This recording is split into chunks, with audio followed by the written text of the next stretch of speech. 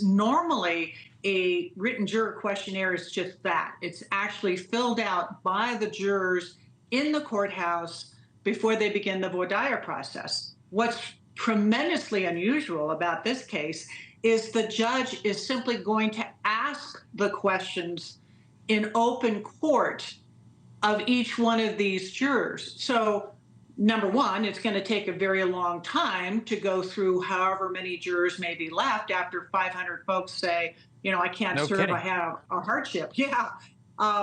And secondly, what is unusual and I think very unfortunate for the defense is that these jurors will be answering these questions in open court. You talk about an intimidation factor. It's unbelievable.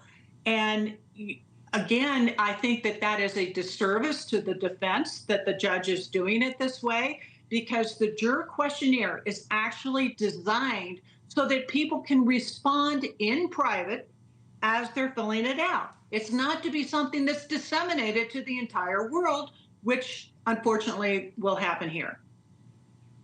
Yeah, and then obviously, if it's an open court, then people can write about it and the press can write about it and on and on. Donald Trump has made a big issue about how to find a fair jury in New York. Take a listen.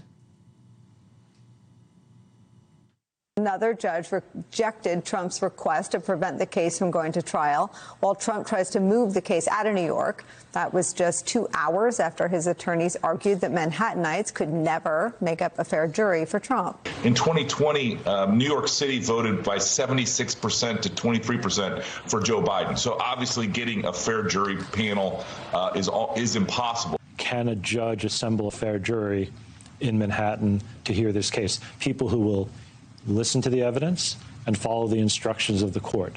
Absolutely. All right, so this is the profile that's been put together, I guess, of who would be favorable to each side. Trump, younger black men, police officers, firefighters, sanitation workers, makes sense. Prosecutors, college-educated voters, people with Democratic neighborhoods, which is all of New York. MSNBC watchers, fans of late-night comedians, Colbert, Kimmel, and the like. Is it that simple, though? I mean, take me through, Trump's going to have jury consultants. They're not just going to be listening to the answers. They're going to be watching the jurors. What are they watching for? Well, the consultants on both sides are going to be listening to how the jurors respond to the judge. If either the prosecution or the defense attorneys ask follow-up questions, they're going to be listening to how the juror responds to that individual.